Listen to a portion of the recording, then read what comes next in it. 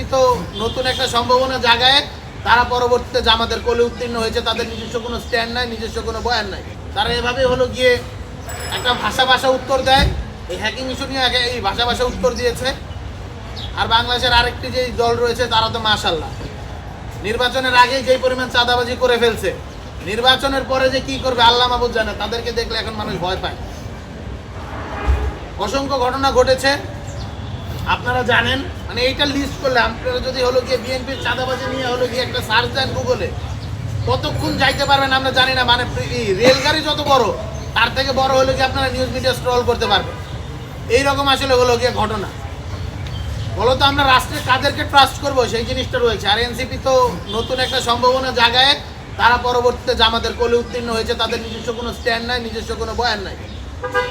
ফলে দেখা যাচ্ছে যে আমাদের যে রাজনৈতিক যে সম্ভাবনা জুলাই পরবর্তী সময়ে আসলে তৈরি হয়েছিল, সেই জায়গায় বাংলাদেশের জনগণ আশাহত হয়েছে। তথাপি আমরা স্বপ্ন দেখতে চাই। ওই যে কয়েকটা প্রবাদ আছে না, আশায় বাঁচে চাষা। আমরা আসলে সেই চাষা প্রত্যেকবার ঝড় বাদল বৃষ্টির পরেও আমরা আসলে সেই আশা নিয়ে বাঁচতে চাইছি।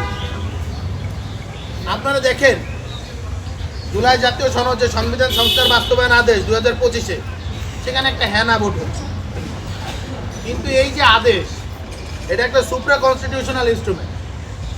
অর্থাৎ বিদ্যমান যে সংবিধান, সেই সংবিধান রেখে এই আদেশ একই সাথে আপনি বলবৎ রাখতে পারবেন।